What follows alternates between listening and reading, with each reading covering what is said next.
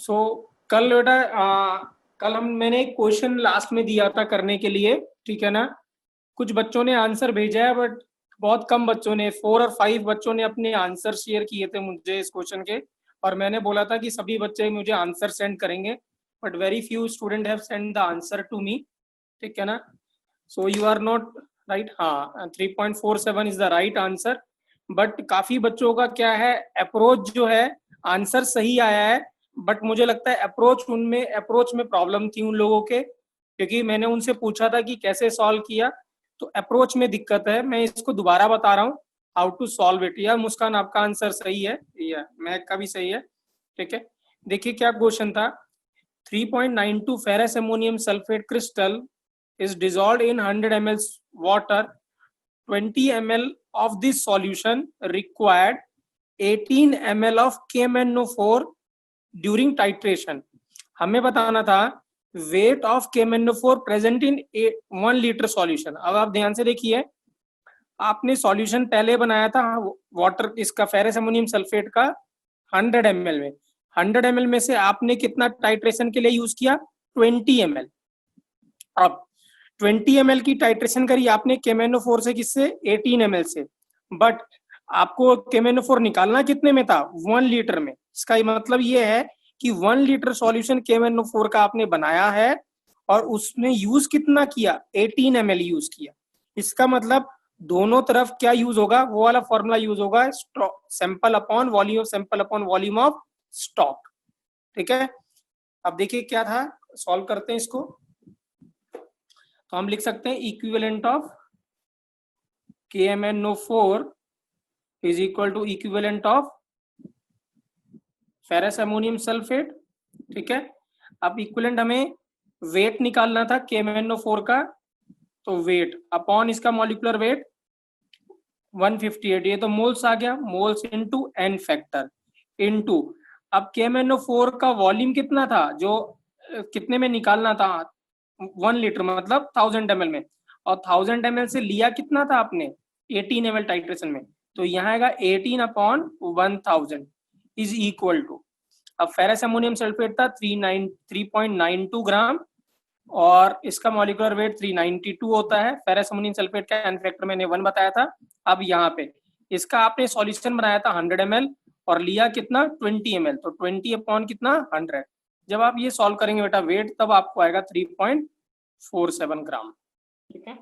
तो ध्यान रखिएगा बेटा, हाँ ये जो कॉन्सेप्ट मैंने बताया है, ये वाला equivalent is equal to equivalent of sample is equal to equivalent of stock into volume of sample upon volume of stock, ये बहुत ही इंपॉर्टेंट कॉन्सेप्ट है बेटा, ठीक है। तो प्लीज मैं इसको ध्यान से समझिएगा, ठीक है ना। और क्वेश्चन और भी मैं आपको असाइनमेंट दूंगा आज, आप उसकी प्रैक्टिस करिएगा सो दैट आपको ये आसानी से लर्न हो जाए, ठीक है। चलिए यहाँ तो हमने के रेडॉक्स टाइट्रेशन में पढ़ लिया था KMnO4 टाइट्रेशन और K2Cr2O7 टाइट्रेशन। एक और सिलेबस में था, मैंने बताया था आपको कि हमें इसी चैप्टर में कंप्लीट करना है, वो हम कंप्लीट करने जा रहे हैं। वो भी पार्ट ऑफ रेडॉक्स टाइट्रेशन ही है, इसका नाम है iodometric titration and Kaushal please check your net बेटा, हाँ ठीक है। आयोडोमेट्रिक टाइट्रेशन, ठीक है। क्या है, आयोडीमेट्रिक और एंड आयोडोमेट्रिक टाइट्रेशन, ठीक है। तो सबसे पहले हम इसमें डिस्कस करेंगे आयोडीमेट्रिक, ठीक है ना, और उसके बाद हम डिस्कस करेंगे आयोडोमेट्रिक। और जब हम दोनों डिस्कस कर लेंगे तो आपको पता चल जाएगा कि इसमें दोनों में क्या डिफरेंस है। दोनों में बहुत ही थोड़ा सा फर्क होता है, तो क्या फर्क है वो आपको तब पता चल जाएगा। क्लियर है, ठीक है। तो सबसे पहले हम डिस्कस करें आयोडीमेट्रिक टाइट्रेशन। तो मैं आपको अपने नोट्स दिखा रहा हूँ, प्लीज आप उसमें नोट करिएगा उससे, और मैं आपको उसी से समझाने भी जा रहा हूँ, ठीक है। सो देखिए यहाँ, ठीक है। सबसे पहले हम आयोडीमेट्रिक टाइट्रेशन डिस्कस कर रहे हैं, ठीक है। क्या है, in this method direct iodine मतलब I2, direct iodine I2 is used as an oxidizing agent in neutral और स्लाइटली एसिडिक मीडियम, या तो आप न्यूट्रल रख सकते हैं या स्लाइटली एसिडिक मीडियम रखना है आपको। क्लियर है? तो क्या है इस टाइट्रेशन में, I2 act as an oxidising agent. ठीक है, अगर हम ऑक्सीडाइजिंग एजेंट ले रहे हैं, I2 को ऑक्सीडाइजिंग एजेंट ले लिया, इसका मतलब दूसरा हमें क्या लेना पड़ेगा, रिड्यूसिंग एजेंट। इसका मतलब जो आयोडीमेट्रिक टाइट्रेशन है वो हमें कंसेंट्रेशन निकालने में हेल्प करेगा, किसकी, रिड्यूसिंग एजेंट की। सो सेकंड पॉइंट यही है। ठीक है, this method is use to quantify, quantify मतलब कैलकुलेट करना। ठीक है, this method is use to quantify the reducing agent. ठीक है, क्योंकि खुद ये क्या है, ऑक्सीडाइजिंग एजेंट है। Third point, starch is used as an indicator, very very important student, बहुत बार क्वेश्चन पूछा गया है कि कौन सा इंडिकेटर यूज होता है आयोडीमेट्रिक या आयोडोमेट्रिक टाइट्रेशन में, दोनों में ही क्या होता है, स्टार्च इंडिकेटर यूज होता है। ठीक है ना। अब स्टार्च क्या होता है, ठीक है ना, वो क्या करता है, कॉम्प्लेक्स बना लेता है, एक सॉल्ट बनाता है जो सॉल्ट ब्लू कलर का होता है। तो इसका जो एंड पॉइंट है, जो एंड पॉइंट है, and point will be formation of blue colour. ठीक है, क्या है, blue colour, dark blue colour होता है, प्रूसियन ब्लू बोलते हैं उसको, ब्लू कलर कॉम्प्लेक्स बनता है। So this is the end point. ठीक है, अब देखिए यहाँ, ठीक है, तो अब क्या है, अगर ये ऑक्सीडाइजिंग एजेंट है तो हम क्या उन कौन से रिड्यूसिंग एजेंट ले सकते हैं, वो इंपॉर्टेंट है। तो ध्यान से देखिए, मैं अब रिड्यूसिंग एजेंट बताने जा रहा हूँ, कौन कौन से रिड्यूसिंग एजेंट। ठीक है ना, क्लियर है, राइट? ठीक है, सो ध्यान से समझिएगा। ठीक है, I2 क्या है, रिड्यूस ऑक्सीडाइजिंग एजेंट। तो दूसरा आपको क्या लेना है, रिड्यूसिंग एजेंट। I2 किस में रहेगा, कौन मुझे बताएगा, I2 को ब्यूरेट में लेंगे कि फ्लास्क में लेंगे, who will tell the answer. I2 को किस में लेंगे हम, ब्यूरेट में कि फ्लास्क में, who will tell the answer, burette में। एक्सीलेंट एक्सीलेंट, ब्यूरेट में, फ्लास्क में नहीं लेंगे नवदीप। ठीक है ना, क्योंकि हम क्या कर रहे हैं, फ्लास्क में उसको लेते हैं जिसका हम कैलकुलेट करते हैं। ठीक है, नवदीप क्लियर है, ऑक्सीडाइजिंग एजेंट ब्यूरेट में रहेगा क्योंकि इसकी कंसेंट्रेशन में नोन है, ये टाइट्रेंट है, स्टैंडर्ड सॉल्यूशन है। ठीक है, जिसके कैलकुलेट करना है, क्वांटिफाई किसको कर रहे हैं हम, रिड्यूसिंग एजेंट को, उसको उसमें रखना है। ठीक है, अब देखिए रिड्यूसिंग एजेंट क्या क्या हो सकते हैं। जो ये पहला वाला है, ये वेरी वेरी वेरी इंपॉर्टेंट है स्टूडेंट, जितने वेरी लगाए उतने कम है। मैक्सिमम मैक्सिमम 99.9% केसेस में हमें क्या रहेगा, I2 प्लस रिड्यूसिंग एजेंट क्या रहेगा, S2O3 2 माइनस। ये हमने देखा भी था जब मैं आपको एन फैक्टर कैलकुलेट करा रहा था। I2 plus S2O3 2 minus gives I minus, खुद I2 किस में कन्वर्ट हो जाएगा, I माइनस में, और ये कन्वर्ट हो जाता है S4O6 2 माइनस में, S4O6 2 माइनस में। तो I2 का एन फैक्टर 0, यहाँ पे सॉरी ऑक्सीडेशन नंबर 0, और यहाँ पे ऑक्सीडेशन नंबर 1। तो एन फैक्टर कितना हो जाएगा इसका, चेंज कितना है 1, और एटम कितने 2, तो एन फैक्टर कितना हो जाएगा 2। जब इसमें ऑक्सीडेशन नंबर कैलकुलेट करेंगे तो सल्फर का आता है +2, यहाँ सल्फर का आता है +2.5, तो चेंज है 0.5 का, और एटम कितने हैं 2, तो एन फैक्टर कितना हो जाएगा 1। ठीक है, या फिर I2 इसी को अगर वो मॉलिकुलर फॉर्म में लेगा तो जो S2O3 2 माइनस मिलता है हमें, वो मिलता है Na2S2O3। इसका नाम क्या है आप लिख लेंगे, Na2S2O3 का, Na2S2O3 का नाम है बच्चों सोडियम थायोसल्फेट। क्या नाम है इसका, सोडियम थायोसल्फेट। ठीक है, और अगर सिर्फ S2O3 2 माइनस बोलता है तो इसको बोलेंगे थायोसल्फेट आयन। क्या बोलेंगे, थायोसल्फेट आयन। या इसका सिंपल बहुत स्मॉल फॉर्म में भी इसका शॉर्टकट नाम बोलते हैं, सिर्फ बोल देते हैं hypo, they called it hypo also. ठीक है, तो बहुत बार वर्ड हाइपो यूज करेगा तो डोंट वरी अबाउट इट, वो सोडियम थायोसल्फेट ही है। ठीक है, अब आइए, ठीक है, तो यहाँ पे भी वही रिएक्शन है, यहाँ पे एन फैक्टर वही रहेगा, इसका एन फैक्टर 2 होगा, इसका एन फैक्टर कितना रहेगा 1। और क्या क्या यूज हो सकते हैं, 99% यही यूज होगा, और क्या क्या यूज हो सकते हैं वो देख लेते हैं। I2 plus SO3 minus gives I minus plus SO4 2 minus. आपको एन फैक्टर कैलकुलेट करना आता है, आई नो इट बेटा। ठीक है, नेक्स्ट है SO3, हमें पता है ये क्या होता है सल्फाइड, और SO4 क्या होता है सल्फेट, सल्फाइड सल्फेट। तो अगर यहाँ पे लेंगे सोडियम सल्फाइड, यहाँ मिलेगा हमें सोडियम सल्फेट। ठीक है, I2 प्लस ASO3, AS है आर्सेनिक, ASO3 3 माइनस, इसको बोलते हैं आर्सेनाइट आयन। क्या बोलते हैं, आर्सेनाइट आयन। यहाँ AS का ऑक्सीडेशन नंबर +3 है, तो ये I तो I- में जाएगा और यहाँ मिलेगा आर्सेनेट आयन AsO4 3-, ठीक है, +5, ठीक है। तो अगर हम क्या करेंगे, फर्स्ट रिएक्शन की बात करते हैं, फ्रॉम इक्वेशन 1 हम क्या लिख सकते हैं, equivalent of oxidising agent is equal to equivalent of reducing agent. So this means equivalent of क्या होगा, I2 is equal to equivalent of क्या होगा, S2O3 2-, ठीक है। तो हम क्या लिखेंगे, N1V1 is equal to N2V2, और क्या लिखेंगे, M1V1, इसका I2 का एन फैक्टर कितना 2 और इसका एन फैक्टर 1, तो M2V2 इंटू 1। क्लियर है। तो ये इस टाइट्रेशन को क्या बोलते हैं हम, आयोडीमेट्रिक टाइट्रेशन। समझ में आया बेटा कि नहीं आया, टेल मी। क्लियर है, प्लीज, ये इंपॉर्टेंट है, बहुत ज्यादा क्वेश्चन काफी आते हैं इसके ऊपर, ठीक है, राइट। नेक्स्ट टाइट्रेशन है, ठीक है, प्लीज रवि यहाँ, ठीक है, जो बच्चों लेट आए प्लीज लेट नहीं आना है, आपको टाइम से आना चाहिए क्लास में, ठीक है, कोई भी बच्चा लेट नहीं होगा। If teacher can on time then you can also come on time, ठीक है, राइट। अभी मैं रिपीट कर रहा हूँ, आप सुनिए पहले, हाँ इसको समझिए पहले, देन आई विल रिपीट आयोडीमेट्रिक, ठीक है। रवि, पर्व, ध्यान से सुनिएगा, मैं अभी बाद में रिपीट करूंगा आयोडीमेट्रिक, ट्राई टू अंडरस्टैंड आयोडोमेट्रिक, अगर ये समझ में आएगा तो वो भी समझ में आ जाएगा आपको। रवि क्लियर है आपको, ठीक है। क्या है आयोडोमेट्रिक, और अब सेकंड है आयोडोमेट्रिक टाइट्रेशन। अब देखिए यहाँ पे क्या होता है आयोडोमेट्रिक में, जो आयोडीमेट्रिक था उसमें क्या था, ठीक है, आयोडीमेट्रिक में हमने डायरेक्ट आयोडीन लिया, ठीक है ना, और उसके साथ कोई रिड्यूसिंग एजेंट ले लिया और क्या हो गया, ये I- में कन्वर्ट हो गया, तो इसको तो हमने क्या बोला, आयोडीमेट्रिक, ठीक है।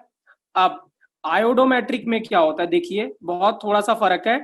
आयोडोमेट्रिक में डायरेक्ट आयोडीन नहीं लेंगे, हम क्या करेंगे, पहले आयोडीन बनाएंगे। तो स्टेप नंबर 1 में हम आयोडीन बनाते हैं। अब आयोडीन बनाएंगे कैसे, हम यहाँ कोई ऑक्सीडाइजिंग एजेंट लेते हैं, क्या लेते हैं, कोई ऑक्सीडाइजिंग एजेंट, उसके साथ हम रिएक्शन कराते हैं किसकी, I- की। तो I- ऑक्सीडाइज करके क्या हो जाता है, I2 हो जाता है, ठीक है। मैं रिपीट कर रहा हूँ, हम यहाँ पे डायरेक्ट आयोडीन नहीं लेते हैं, आयोडीन हम पहले प्रिपेयर करते हैं। प्रिपेयर करेंगे कैसे, ऑक्सीडाइजिंग एजेंट लेंगे, उसके साथ में I- लेंगे, टाइट्रेशन करेंगे तो क्या मिल जाएगा, I2। और यहाँ पे जो I- होता है वो कॉमन क्या होता है, Ki, क्या लिया जाता है, पोटेशियम आयोडाइड, तो हमें क्या मिलता है, I2, ठीक है, ये कॉमन है। स्टेप नंबर 2 में, स्टेप नंबर 2 वही है जो आयोडीमेट्रिक वाला था, ठीक है। स्टेप नंबर 2 में जो आयोडीन आपका बन गया उसकी हम फिर से किससे रिएक्शन कराएंगे, Na2S2O3 या S2O3 2-, तो हमें क्या मिलेगा, फिर से I- मिलेगा और क्या मिलेगा, S4O6 2- मिल जाएगा। So it is 2 step process, और वो क्या था, सिर्फ एक स्टेप प्रोसेस था। यहाँ पे पहले हमने आयोडीन बनाया, फिर आयोडीन को यूज किया दूसरे इक्वेशन में, किसमें, ऑक्सीडाइजिंग एजेंट में, ठीक है। तो पहले यहाँ पे जो I- था वो रिड्यूसिंग एजेंट की तरह काम कर रहा था, और सेकंड स्टेप में जो I है दैट इज I2, वो कैसे काम कर रहा है, ऑक्सीडाइजिंग एजेंट का। तो पहले रिएक्शन में हमने प्रोड्यूस किया पहले स्टेप में, और दूसरे रिएक्शन में उसको कंज्यूम किया। क्लियर है। So this is आयोडोमेट्रिक titration. Indicator वही रहेगा, स्टार्च, ठीक है ना, और फॉर जो फॉर्मेशन होगा वो ब्लू कलर फॉर्मेशन ही होगा। क्या होगा, ब्लू कलर फॉर्मेशन ही होगा, ठीक है। तो देखिए यहाँ, तो आप प्लीज लिखेंगे इसको, ठीक है। ये क्या है, it is a iodometric, it is a 2 step titration, ठीक है, it is a 2 step titration, ठीक है, राइट। आयोडीन क्या है, पहला है iodide ion I- is allowed to react with another oxidising agent in acidic medium to produce iodine. तो पहला क्या है, आप नोट करेंगे बेटा, फर्स्ट है, नोट करेंगे, अब आगे भी नोट करेंगे बेटा, ठीक है। क्या है, इन दिस मेथड, यहाँ पे हम किसको क्वांटिफाई कर रहे हैं, रिड्यूसिंग एजेंट को, यहाँ पे हम क्वांटिफाई किसको करेंगे, रिड्यूसिंग एजेंट को, क्योंकि आयोडीन कैसे, ठीक है, सॉरी, यहाँ पे हम क्वांटिफाई करेंगे ऑक्सीडाइजिंग एजेंट को, ठीक है, क्योंकि ये क्या है, यहाँ पे फर्स्ट मेथड में हमने क्वांटिफाई किया था रिड्यूसिंग एजेंट को, यहाँ क्वांटिफाई किसको करेंगे, ऑक्सीडाइजिंग एजेंट को, इसको। तो this method is used to quantify oxidising agent, ये जो आपने लिया स्टार्टिंग में, इसकी कंसेंट्रेशन क्या होगी। Second, starch is used as an indicator, ठीक है ना, और end point will be formation of blue colour, ठीक है। और आप अब ये देखिए इंपॉर्टेंट है जो मैंने बताया है, कौन कौन से हम कॉमन ऑक्सीडाइजिंग एजेंट ले सकते हैं स्टेप नंबर 1 में टू प्रिपेयर I2, ठीक है। कौन कौन से हैं, Cu2 plus ion I minus के साथ रिएक्ट करेगा तो ये बनेगा Cu+1, खुद ये रिड्यूस हो गया और आयोडीन ऑक्सीडाइज कर गया, I2 बन गया।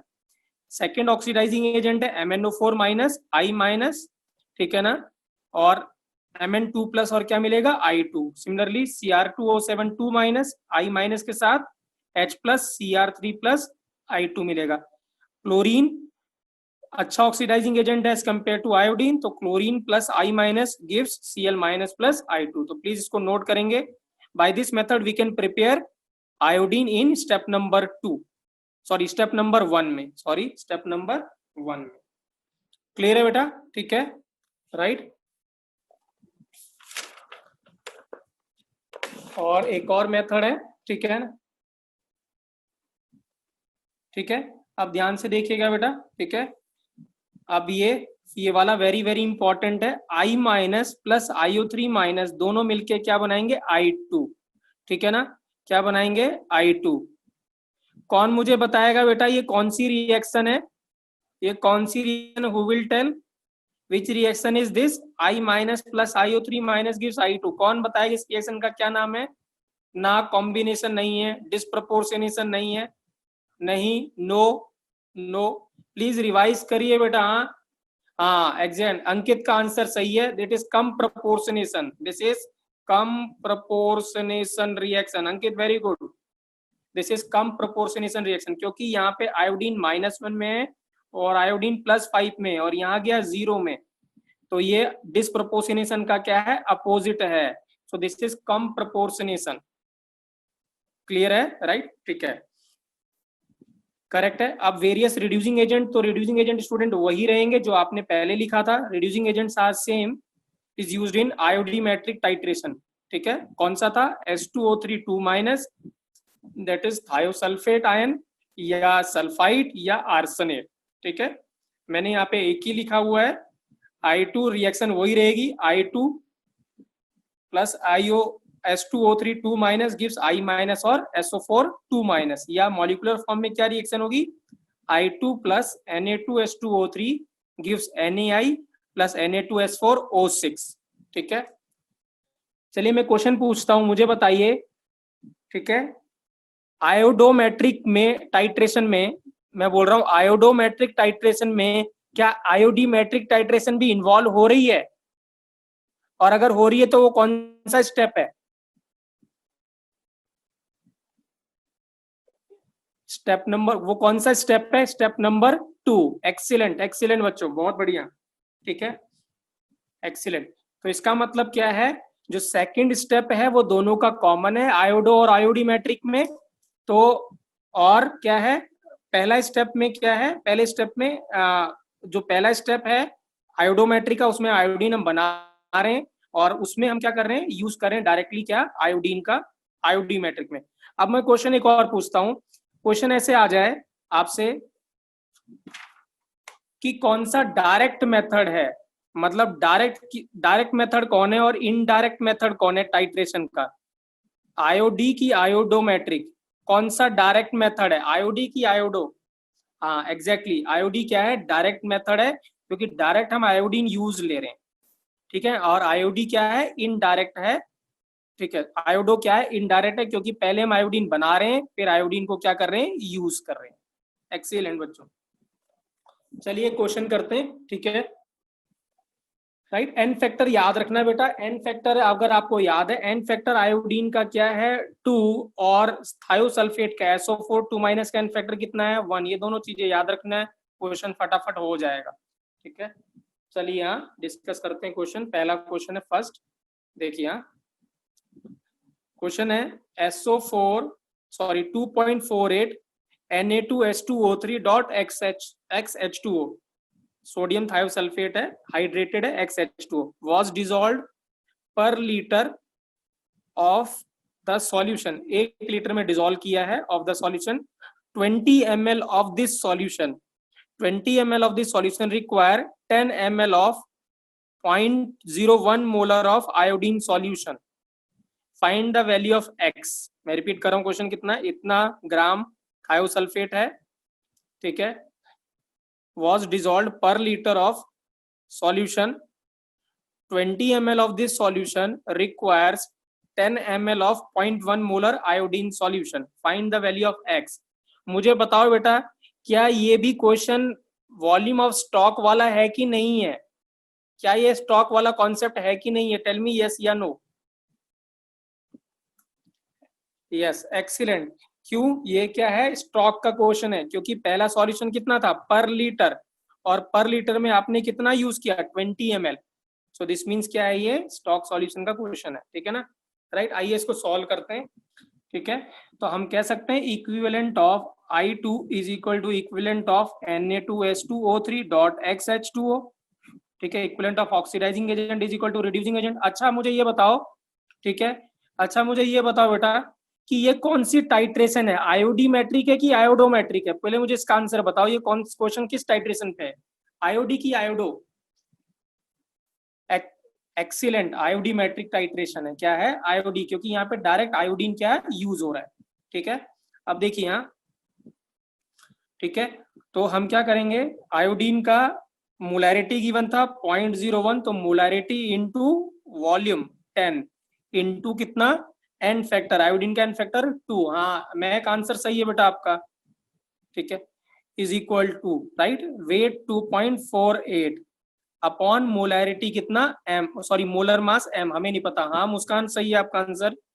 एन फैक्टर इसका कितना? 1 इंटू, अब क्या लिखेंगे यहाँ? 20 अपॉन क्या लिखेंगे? 1000। तो यहाँ से क्या आ जाएगा? m, तो जो m आएगा वो 248 आएगा। कितना आएगा? 248। और तो अगर हम इसका मॉलिक्यूलर वेट देखें तो ये होता है 158 plus x into 18 is equal to 248। तो x कितना आ जाएगा यहाँ पे? 5 आ जाएगा। समझ में आया बेटा कि नहीं आया? टेल मी यस या नो। ठीक है, ये देखिए मैंने यहाँ पे सॉल्व किया हुआ है इसको, ये आप देख सकते हैं। पहले रिएक्शन लिखी हुई है, रिएक्शन क्या होगा? I2 I माइनस में गया, Na2S2O3 किस में गया? Na2S4O6 में गया। इक्वलेंट दोनों की हमने इक्वल कर दिए, 2.48 अपॉन m इंटू 1, इसका n factor. Volume of sample कितना था? 220, और उसका था क्या कहते हैं, स्टॉक का कितना था? 1 लीटर 1000। इसकी मोलैरिटी कितनी थी? 0.01, और वॉल्यूम कितना था? 10, ठीक है ना, अपॉन 2। याद रखेंगे बेटा ध्यान से, ये वाली बात इंपॉर्टेंट है, ठीक है। अगर इधर इक्विवेलेंट है तो उधर भी इक्विवेलेंट है, तो आप ध्यान रखिएगा। ये आपने क्या लिखा है? वेट ग्राम में है, इसका मतलब ये इक्विवेलेंट है, और यहाँ वॉल्यूम किस में? ml में है, तो ये मिली इक्विवेलेंट है। तो आपको इसको इक्विवेलेंट में कन्वर्ट करने के लिए 1000 से क्या करोगे आप? डिवाइड करोगे। लीटर में वो उसको किस में कन्वर्ट करने के लिए क्या कहते हैं, इक्विवेलेंट में कन्वर्ट करने के लिए। तो जब इसको सॉल्व करोगे तो m कितना आएगा? 248, और यहाँ से x कितना आ जाएगा? 5 आ जाएगा। क्लियर है बेटा कि नहीं क्लियर है? राइट, ठीक है। ध्यान रखना, मैंने कल भी बताया था, इक्विवेलेंट दोनों तरफ इक्विवेलेंट होना चाहिए, दोनों तरफ मिली इक्विवेलेंट होना चाहिए, ठीक है ना। तो उसका ध्यान रखेंगे, नहीं तो गलत आंसर आएगा बेटा, ठीक है। चलिए यहाँ नेक्स्ट क्वेश्चन करते हैं, नेक्स्ट क्वेश्चन डिस्कस करते हैं। नेक्स्ट क्वेश्चन नोट करेंगे बेटा, ठीक है। लिखेंगे question, 50 ml of aqueous solution H2O2, 50 ml of aqueous solution of H2O2 reacts with excess Ki solution and dilute sulfuric acid, मतलब मीडियम क्या है? एसिडिक है, ठीक है। डाइल्यूट मतलब हाई, मैंने बोला था स्लाइटली एसिडिक मीडियम होना चाहिए, right. The liberated I2 requires 20 ml of 0.1 normal Na2S2O3 for complete titration. Calculate the concentration of H2O2 in gram per liter. Please याद रखें किसमें निकालना है आपको? ग्राम पर लीटर में। तो अब मुझे ये बताओ बेटा, ये क्वेश्चन किस टाइट्रेशन का? आयोडी है कि आयोडो है? ये क्या है? ये आयोडो। एक्सीलेंट बेटा, अनन्या बहुत बढ़िया, ठीक है। कौन सा टाइट्रेशन है? आयोडो। क्योंकि इसमें हम किसकी कंसेंट्रेशन निकाल रहे हैं, H2O2 की, ऑक्सी, ठीक है ना। तो पहले हम आयोडीन बना रहे हैं, उसके बाद हम क्या कर रहे हैं, आयोडीन को यूज कर रहे हैं। सो दिस इज आयोडोमेट्रिक टाइट्रेशन। आइए सॉल्व करते हैं। तो यहाँ पे दो रिएक्शन होगी। फर्स्ट रिएक्शन है Ki प्लस H2O2, ठीक है ना। तो हमें क्या मिलेगा, I2 प्लस, तो ये तो क्या करा, I तो ऑक्सीडाइज कर गया और H2O2 रिड्यूस कर जाएगा, तो ये बन जाएगा वाटर में कन्वर्ट हो जाएगा, ठीक है। एन फैक्टर देखेंगे, इसका एन फैक्टर कितना होगा यहाँ पे 2, ठीक है ना, क्लियर है। इसका एन फैक्टर कितना 1। कौन मुझे बताएगा इसका एन फैक्टर क्या होगा, आयोडीन का एन फैक्टर क्या होगा, who will tell the n factor of iodine, फटाफट बताएंगे। नहीं 1 नहीं होगा, 2 होगा। अरे भाई 1 क्यों होगा यार बेटा, 2 होगा। 0 से किस में जा रहा, -1 में। चेंज कितने का है, 1 का। एटम कितने हैं, 2, तो एन फैक्टर 2 होगा, ठीक है। अब अगली रिएक्शन होगी I2 plus Na2S2O3 gives NaI plus Na2S4O6, ठीक है। इसका इक्विवेलेंट कितना है, अभी भी ये 0 से कहाँ गया, -1 है, तो एन फैक्टर कितना है 2 है। इसका एन फैक्टर मैंने बताया था, ये +2 से +2.5 गया, तो इसका एन फैक्टर कितना हो जाएगा 1। इसका एन फैक्टर कितना है 1, इसका एन फैक्टर कितना हो जाएगा, कौन बताएगा इसका एन फैक्टर, इसका एन फैक्टर कौन बताएगा, who will tell the answer. इसका एन फैक्टर कितना होगा 2, क्योंकि चेंज कितने का 0.5 इंटू 4 कितना 2, ठीक है, राइट। अब ध्यान से देखिएगा, ठीक है। अब मैं आपको इंपॉर्टेंट कॉन्सेप्ट बताने जा रहा हूँ बेटा, जो बहुत ही इंपॉर्टेंट है ये, ठीक है ना, very very important concept regarding iodometric titration. ध्यान से सुनिएगा, नहीं सुनेंगे तो बिल्कुल समझ में नहीं आएगा, क्वेश्चन आपसे होगा नहीं आगे, ठीक है ना। ये तो हो जाएगा बट आगे क्वेश्चन नहीं होगा अगला वाला, ठीक है। तो ध्यान से सुनेंगे। यहाँ पे क्या हो रहा है, आयोडीन पहले रिएक्शन में प्रोड्यूस हो रहा है, दूसरे में कंज्यूम हो रहा है। अब मैं इंपॉर्टेंट बात बता रहा हूँ, अगर if n factor of iodine, कौन सा, इक्वेशन 1 का, is equal to n factor of iodine equation 2 का, अगर एन फैक्टर दोनों का सेम होता है, तो हम कह सकते हैं कि equivalent of Ki is equal to equivalent of H2O2 is equal to equivalent of I2 is equal to equivalent of H2 is equal to equivalent of I2, यहाँ वाला भी equivalent of is equal to this, equivalent of this is equal to equivalent of this, सबके equivalent बराबर। Repeat कर रहा हूं, क्या है, अगर आयोडीन का एन फैक्टर जो कॉमन रिएजेंट है उसका एन फैक्टर सेम होता है, तो equivalent of first reaction is equal to equivalent of क्या होगा, सेकंड रिएक्शन हो जाएगा, और आप बेधड़क क्वेश्चन कर देना। बट पहले चेक करना है कि एन फैक्टर इन दोनों का सेम है कि नहीं, इसीलिए मैंने यहाँ पे एन फैक्टर आपसे कैलकुलेट करवाया था, ठीक है। तो इसका मतलब क्या है, अब हमें निकालना क्या है, देखिए हमें कैलकुलेट क्या करना है, ये कैलकुलेट करना है, ठीक है ना। और हमें इंफॉर्मेशन किसकी दे रखी है, इसकी दे रखी है I2 की, दोनों का क्या है, एन फैक्टर सेम है, तो इसका मतलब हाँ आंसर महक सही है बेटा आपका। सो दिस मीन्स इसके इक्विवेलेंट हम इक्वल कर सकते हैं।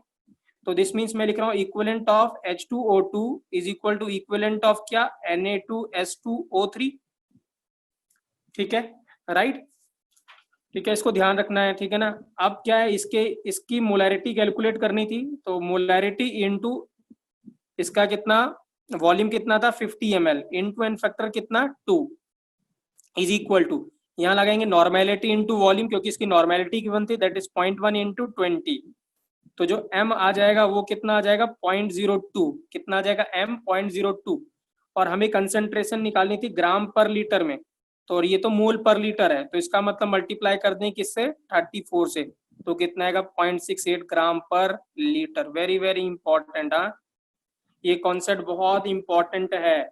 If n factor of I2 form first reaction is equal to n factor of second, then हम ऐसा कर सकते हैं, किसी का किसी के साथ भी इक्विवेलेंट इक्वल कर सकते हैं, क्लियर है।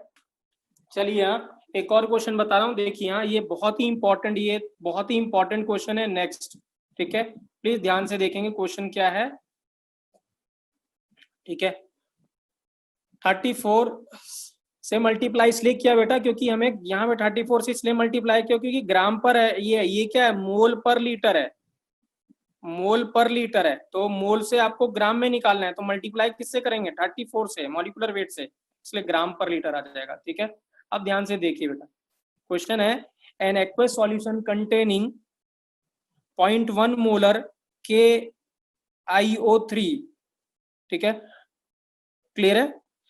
इसका मॉलिक्यूलर वेट कितना है, 214 मॉलिक्यूलर वेट है। An excess KI in acidic medium liberated I2, जो लिबरेटेड I2 है, कंज्यूम्ड बाय 45 ml ऑफ क्या, 45 ml of sodium thiosulphate, then calculate the molarity of sodium thiosulphate, then calculate the molarity of sodium thiosulphate. ठीक है, तो ये भी question किसका है, ये भी क्वेश्चन किसका है, आयोडो की आईडी, आयोडोमेट्रिक का, किसका है, आयोडोमेट्रिक का। यहाँ भी क्या है, आयोडीन पहले हम बना रहे हैं, दूसरे रिएक्शन में कंज्यूम कर रहे हैं। Have you noted down the question बेटा, राइट। अब देखिए क्या है बेटा, हाँ ये मैंने अभी आपको बताया था ना, ये सबसे इंपॉर्टेंट है ये वाला, ये यही रिएक्शन है। देखिए यहाँ रिएक्शन किससे करवा रहा था वो, KiO3 से, दैट इज IO3 माइनस से, तो KiO3 और रिएक्शन किससे हुई थी, Ki से, दोनों मिलके क्या बनाया, I2, क्या बनाया, I2, जो एक कम प्रोपोर्शनेशन रिएक्शन है। इसी रिएक्शन का वो यूज कर रहा है क्या बनाने के लिए, I2 बनाने के लिए, और फिर I2 को क्या कर रहा है, यूज कर रहा है इस रिएक्शन में। तो यहाँ दो रिएक्शन हो रही हैं, और वो कौन कौन सी हैं, ठीक है। तो वो रिएक्शन है बेटा, फर्स्ट जो है वो हमने लिखी है Ki प्लस KiO3, ठीक है, गिव्स I2, ठीक है, और ये I2 प्लस रिएक्शन हो रही Na2H2O3 gives NaI plus Na2S4O6।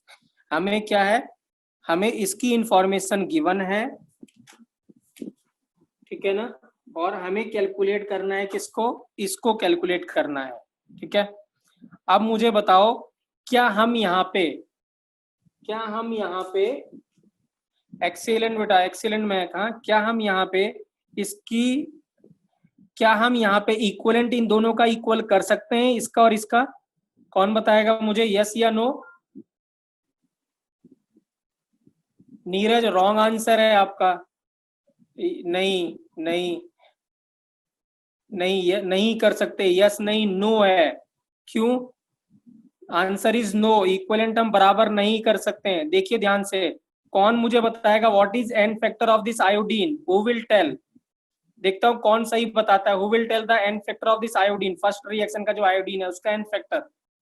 Wrong answer Rohan, wrong answer, Raghav wrong answer, सब गलत। आप रिवाइज नहीं करते हो बिल्कुल भी, कोई भी बच्चा रिवाइज नहीं कर रहा है नोट्स को, कोई भी बच्चा, नन नन, सबका आंसर गलत है, सबका आंसर गलत है, everybody is wrong, everybody, no no, सबका आंसर गलत है। ठीक है, प्लीज आप रिवाइज नहीं करेंगे तो कोई फायदा नहीं है बेटा, हाँ ठीक है ना। केमिस्ट्री हाईली स्कोरिंग सब्जेक्ट होता है, ठीक है ना। टॉपर, अगर किसी भी टॉपर से बात करोगे तो टॉपर यही बोलता है कि केमिस्ट्री में मैंने सबसे ज्यादा स्कोर किया है। अगर आप उसकी मार्कशीट देखोगे या उसका इंटरव्यू देखोगे, तो अगर आप केमिस्ट्री अच्छी करोगे तभी आपका स्कोर अच्छा बन पाएगा और you will get a good college. ठीक है, लेकिन ये तभी होगा जब आप केमिस्ट्री को रिवाइज करोगे। ठीक है, सभी का आंसर गलत है, every student has given a wrong answer, सबने गलत बताया बेटा, सबने। ठीक है, मैं बता रहा हूं अभी एन फैक्टर कैसे, क्या आंसर है इसका एन फैक्टर। देखिए KI प्लस IO3 माइनस या IO3 गिव्स I2, इसका इसका ऑक्सीडेशन नंबर 0, इसका कितना 5, और इसका कितना -1। इसका मतलब क्या है, ये डिस्प्रपोर्शनेशन जैसी रिएक्शन है ना, उल्टा ही तो है ये। तो डिस्प्रपोर्शनेशन का एन फैक्टर कैसे कैलकुलेट करते थे, N1 into N2 upon N1 plus N2, ये आएगा इसका एन फैक्टर I2 का। तो I2 का एन फैक्टर कितना हो गया, इसका एन फैक्टर कितना हो गया 10, और इसका एन फैक्टर कितना हो गया 2। तो N1 कितना है 10 और N2 कितना 2, तो ये हो जाएगा 10 इंटू 2 अपॉन कितना 10 प्लस 2, क्या आंसर आएगा, who will tell the answer, answer कितना आएगा 5/3, कितना आंसर आएगा 5/3। 50/3 नहीं, 5/3, 5/3 जेन फैक्टर। आप भूल के बहुत जल्दी, हाँ भूलते बहुत जल्दी आप लोग। देखो ये रिएक्शन मैंने करवाई थी आपको, Br minus gives BrO3 minus, आप देखिए ध्यान से, यही तो रिएक्शन है ये। Br2 गिव्स Br माइनस और Br माइनस। अब मैं यहाँ पे क्या कर दूं, Br भी हेलोजन है और आयोडीन भी हेलोजन है, तो I2 गिव्स क्या, I minus plus IO3 minus, यही तो रिएक्शन है ये वाली रिएक्शन। देखिए बिल्कुल, इसका एन फैक्टर आपने पहले कैलकुलेट किया था 5/3। ठीक है, तो प्लीज इसको याद रखिए, अगर आपको याद नहीं होगा तो क्वेश्चन नहीं होगा। तो इसका एन फैक्टर जो पहली रिएक्शन में जो I2 है, इसका एन फैक्टर 5/3 है। अब दूसरी रिएक्शन जब हमने लिखी I2 plus Na2S2O3 gives NaI plus Na2S4O6। यहाँ है तो इसका एन फैक्टर कितना, -1 से 0 से -1 किया, तो एन फैक्टर कितना है 2। तो यहाँ पे एन फैक्टर 2 है और यहाँ एन फैक्टर 5/3 है। इसका मतलब हम इक्वलेंट इसका और इसका इक्वल नहीं रख सकते हैं। तो क्या इक्वल रख सकते हैं मुझे बताओ, अगर हम इक्वलेंट इक्वल नहीं रख सकते तो क्या इक्वल रख सकते हैं, फिर हम कैसे करेंगे प्रॉब्लम को। क्या हम इक्वल रख सकते हैं, अगर हम इक्वलेंट इक्वल नहीं रख सकते तो क्या इक्वल रख सकते हैं हम लोग, हम मोल्स को इक्वल रख सकते हैं। वेरी गुड, एक्सीलेंट एक्सीलेंट बच्चों, ठीक है ना, हम मोल्स को इक्वल रख सकते हैं। तो हम क्या करेंगे, जो यहाँ से, क्योंकि मोल्स तो क्वांटिटी है, नंबर है, तो जितने नंबर यहाँ प्रोड्यूस होंगे वही नंबर यहाँ भी रिफ्लेक्ट करेंगे, क्योंकि मोल्स आर नंबर। तो जितने नंबर यहाँ मोल्स प्रोड्यूस होंगे उतने ही मोल यहाँ पे कंज्यूम भी होंगे। तो हम क्या करेंगे, फर्स्ट रिएक्शन से मोल्स निकालेंगे आयोडीन को और फिर यहाँ पे पुट कर देंगे सेकंड रिएक्शन में मोल्स को, और फिर हम इक्वेशन सॉल्व कर लेंगे इसको। ठीक है, तो मैं क्या कर रहा हूँ, ठीक है ना, तो आप यहाँ पे लिखेंगे इफ, या आप लिखेंगे नहीं, मैं आपको नोट्स दूंगा, आप उससे नोट कर लेना, I will give you notes.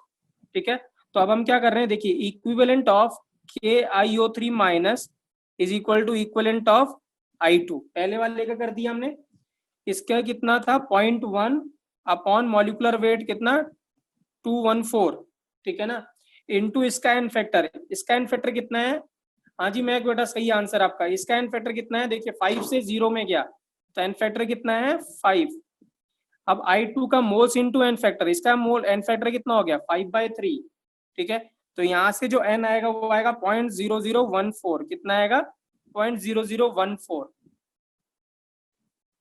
ठीक है बेटा मुस्कान बेटा, ठीक है ठीक है, सॉरी हाँ, ठीक है, n इज इक्वल टू कितना है 0.0014। ठीक है, अब ये इक्वेशन नंबर 1 से अब हम इक्वेशन नंबर 2 में पुट कर रहे हैं। तो इक्वेशन नंबर 2 में equivalent of I2 is equal to equivalent of Na2S2O3 कर रहे हैं। ठीक है, अब यहाँ पे इक्विवेलेंट का मोल्स इनटू एन फैक्टर, तो मोल्स क्या 0.0014 इनटू एन फैक्टर इसका 2, इसके हमें क्या कैलकुलेट करना था molarity, that is molarity into कितना, इसका वॉल्यूम कितना था 45, बट ये ml में था, तो आपको किस में कन्वर्ट करना था इसको, क्योंकि ये इक्विवेलेंट है तो इधर भी इक्विवेलेंट करेंगे, तो 1000 से डिवाइड करेंगे, इनटू एन फैक्टर कितना 1, तो यहाँ से जो m कैलकुलेट करोगे वो आएगा 0.062, कितना आएगा 0.062। मैं रिपीट कर रहा हूँ बेटा, इसको ध्यान रखना, ये क्वेश्चन बहुत इंपॉर्टेंट है, जितने वेरी लगाए उतने कम है इस क्वेश्चन के लिए। ठीक है ना, आपको एन फैक्टर भूलना नहीं है, एन फैक्टर अगर नहीं आता तो फिर ये बेकार है कॉन्सेप्ट बिल्कुल आपके लिए। ठीक है, देखिए क्या है, मैं रिपीट कर रहा हूँ, यहाँ पे जो आयोडीन है दो रिएक्शन भी थी, एक Ki plus KiO3 gives I2, ठीक है ना, दूसरे में I2 जो प्रोड्यूस हुआ उसको हमने यहाँ पे यूज किया। अब मैंने क्या बताया था, अगर आयोडीन का एन फैक्टर पहले रिएक्शन में और सेकंड रिएक्शन में दोनों का सेम होगा तब equivalent of first reaction is equal to equivalent of सभी के सेकंड रिएक्शन के कर देंगे। लेकिन यहाँ पे अगर एन फैक्टर कितना आ रहा है, अगर आपने देखा ये था डिस्प्रोपोर्शनेशन का उल्टा, तो एन फैक्टर सेम जैसे निकलेगा जैसे डिस्प्रोपोर्शनेशन का निकलता है, n1 into n2 upon n1 plus n2, तो ये कितना था 10 और ये कितना था 5, सॉरी 10 और कितना 2, एन फैक्टर कितना क्या 5/3, तो यहाँ एन फैक्टर 5/3 है, सेकंड रिएक्शन में एन फैक्टर कितना है 2 है, दोनों डिफरेंट है। इसका मतलब हम क्या करेंगे, पहले इक्विवेलेंट को इक्वल नहीं कर सकते तो हम मोल्स को जरूर कर सकते हैं, क्योंकि मोल्स नंबर है, तो जितने मोल यहाँ प्रोड्यूस होंगे वही मोल्स यहाँ भी कंज्यूम होंगे, बट इक्विवेलेंट यहाँ जितने प्रोड्यूस हो रहे थे वहां पे इक्विवेलेंट इतने कंज्यूम नहीं हो रहे हैं।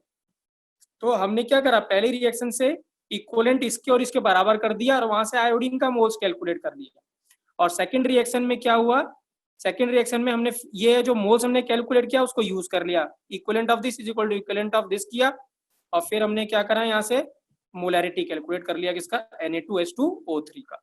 ठीक है, ये क्वेश्चन मुझे काफी बच्चों ने पूछा है, ठीक है ना, मैं इसको डिस्कस करने जा रहा हूं, ठीक है, आप ध्यान से देखिएगा। ठीक है, this question is from your test, जो लास्ट टेस्ट था उसका क्वेश्चन है, क्वेश्चन नंबर 21 था। 2 gram of H2O2 solution containing X% of H2O2 by weight. काफी बच्चों ने पूछा है, tell me the name who has asked me this question, कौन कौन बताएगा। Requires X ml of KMnO4 for complete oxidation in acidic medium, the molarity of KMnO4। हाँ, मुस्कान ने पूछा था, रवि ने पूछा था, और भी बच्चों ने, मुझे काफी बच्चों ने पूछा इस क्वेश्चन को, the molarity of KMnO4। Amitabh ने पूछा था, एक्सीलेंट। ठीक है, अभय ने पूछा है, अंकित ने पूछा है, ठीक है, काफी बच्चों ने मुझसे क्वेश्चन पूछा था, मैं इसको डिस्कस कर रहा हूँ, देखिए। ठीक है, इसको भी हम इसी तरीके से करेंगे। हमारे पास क्या है, इक्विवेलेंट ऑफ क्या है, इक्विवेलेंट ऑफ क्या करेंगे, KMnO4 is equal to equivalent of क्या करेंगे, H2O2। ठीक है, अब ध्यान से देखिए क्वेश्चन में था क्या।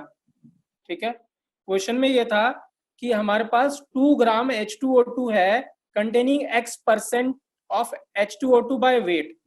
तो 2 ग्राम का X% का मतलब 2x बाय 100, ये तो क्या हो गया, वेट हो गया H2O2 का।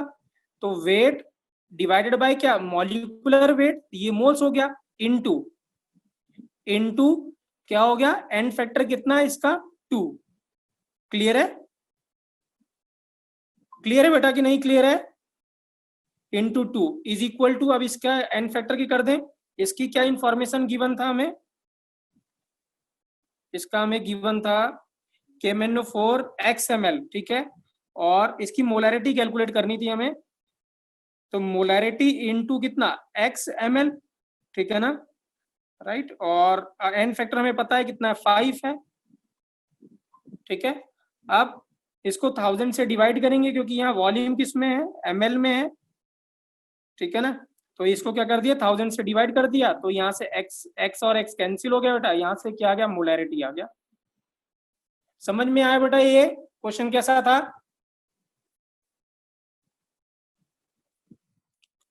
उसने क्या कहा था कि 2 ग्राम H2O2 उसका x% हमने लिख, 2 ग्राम H2O2 था, उसका x% हमने लिया है, तो 2 ग्राम का x% कितना हुआ है, 2x बाय 100, तो ये तो वेट आ गया H2O2 का, divide by molecular weight, moles into n factor क्या हो गया, इक्विवेलेंट। और KMnO4 का मोलैरिटी गिवन था m, मोलैरिटी में कैलकुलेट करना था, और वॉल्यूम कितना था x, और एन फैक्टर कितना 5, बट ये क्या है, वॉल्यूम ml में है, यहाँ इक्विवेलेंट है, इधर मिली इक्विवेलेंट है, डिवाइड कर दिया 1000 से, दोनों को इक्वल कर दिया, x से x कैंसिल हो गया, यहाँ से क्या आ गया, m आ गया। चलिए, हाँ, मैं एक बहुत कॉमन क्वेश्चन पूछता हूँ, देखते हैं कौन मुझे बताता है, आंसर कौन बताएगा।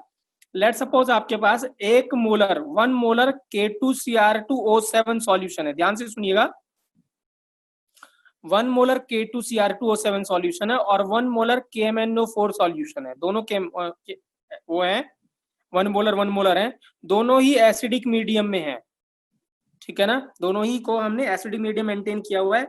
कौन मुझे बताएगा which is better oxidising agent, KMnO4 या K2Cr2O7। आप ध्यान से देखिएगा, Cr2O7 2 माइनस है, ये किसमें गया, Cr3 प्लस में, तो यहाँ +6 में, सॉरी +6 से +3 में गया, तो 3 का चेंज है, 2 का कितना होगा, 6 का, और MnO4 minus gives Mn2 plus, तो यहाँ +7 से +2 गया तो कितना हो गया, 5। तो 1 मोल जो K2Cr2O7 है, नहीं, ध्यान से सुनेंगे, 1 मोल जो K2Cr2O7 वो कितने इलेक्ट्रॉन गेन करेगा, 1 मोल या 1 मोलर कितने इलेक्ट्रॉन गेन करेगा, 1 मोल K2Cr2O7 कितने करेगा, 6, और 1 मोल KMnO4 कितना करेगा, 5। तो कौन ज्यादा इलेक्ट्रॉन गेन कर रहा है, K2Cr2O7 की KMnO4। और रोहन रिडक्शन की अभी बात नहीं कर रहे हैं, रिडक्शन पोटेंशियल वो सब बाद में देखेंगे, हाँ, ठीक है। तो क्या होगा, यहाँ पे क्या होगा कि ये कितने मोल गेन कर रहा है, 6 मोल इलेक्ट्रॉन गेन कर रहा है, और ये कितना कर रहा है, 5 मोल इलेक्ट्रॉन गेन कर रहा है। तो जो ज्यादा इलेक्ट्रॉन गेन करेगा, अगर 1 मोलर की बात करते हैं तो इसका मतलब क्या होगा, वो अच्छा ऑक्सीडाइजिंग एजेंट होगा। तो क्वेश्चन ऐसे पूछता है वो कि K2Cr2O7, KMnO4, Ki या I2 कौन अच्छा ऑक्सीडाइजिंग एजेंट है। तो याद रखेंगे जितने ज्यादा उसका एन फैक्टर होगा वो उतना ही अच्छा क्या होगा, ऑक्सीडाइजिंग एजेंट या रिड्यूसिंग एजेंट होगा। अगर ऑक्सीडाइजिंग एजेंट की बात कर रहा है तो ऑक्सीडाइजिंग एजेंट, अगर रिड्यूसिंग एजेंट की बात कर रहा है तो रिड्यूसिंग एजेंट। क्लियर है? ठीक है, एक और बात देखिए, चलो हाँ मैं एक क्वेश्चन पूछता हूं, मुझे NaCl का इक्विवेलेंट वेट बताएंगे बेटा, क्या होगा इक्विवेलेंट वेट, NaCl का इक्विवेलेंट वेट, NaCl का इक्विवेलेंट वेट बेटा 58.5, कितना है 58.5, ठीक है। क्यों? क्योंकि इसका जो मॉलिक्यूलर वेट अपॉन कितना है, सॉल्ट है, तो एन फैक्टर 1 है, तो इसका मतलब क्या होगा 58.5। अब देखिए ध्यान से देखिए बेटा, हाँ मैं इंपॉर्टेंट कॉन्सेप्ट बता रहा हूँ, डोंट लीव द क्लास, ठीक है। तो देखिए क्या है इक्विवेलेंट ऑफ, देखिए हाँ NaCl आपने कितना निकाला 58.5, देखिए मैं क्या लिख रहा हूँ। अब मुझे ये बताओ इक्विवेलेंट ऑफ Na प्लस कितना होगा, who will tell, equivalent weight of Na plus, Na plus कौन बताएगा, Na प्लस का कितना होगा 23, एक्सीलेंट, कितना होगा 23, एटॉमिक आयन का weight upon its charge, charge कितना है 1। और इक्विवेलेंट क्लोरीन का बताइए Cl माइनस का, Cl माइनस का कितना होगा, Cl माइनस का, हाँ excellent 35.5, that is weight 35.5 upon 1। अब आप ध्यान से देखिए, इन दोनों को अगर मैं ऐड कर दूं बेटा तो कितना मिलेगा, इन दोनों को ऐड कर दूं तो, इन दोनों को ऐड कर दें तो कितना मिलेगा 58.5, कितना मिलेगा 58.5। तो देखिए मैं बहुत इंपॉर्टेंट कॉन्सेप्ट बता रहा हूँ आपको, प्लीज भूलना नहीं है इसको, इस पे क्वेश्चन बहुत बार आता है इस कॉन्सेप्ट के ऊपर। तो देखिए क्या है इक्विवेलेंट, है ना, equivalent weight of NaCl is equal to, लिख सकते हैं equivalent of Na plus plus equivalent of क्या Cl माइनस, इक्विवेलेंट वेट। तो अगर वो क्वेश्चन ऐसे ऐसे हमें इसको यूज करेंगे कि अगर कोई सॉल्ट है A प्लस बी, तो equivalent of A B is equal to equivalent of A plus is plus equivalent of B minus, ठीक है। तो इस कॉन्सेप्ट को हम बाद में यूज करेंगे जब हम एक क्वेश्चन डिस्कस करेंगे, ठीक है ना। मे बी हम किसी नेक्स्ट क्लास में, या जब भी हमारी कल क्लास होगी या कभी नेक्स्ट क्लास होगी, तब हम इसको डिस्कस करेंगे इसके ऊपर क्वेश्चन। ये बहुत ही इंपॉर्टेंट कॉन्सेप्ट है, इसको आपको ध्यान रखना है, ठीक है ना।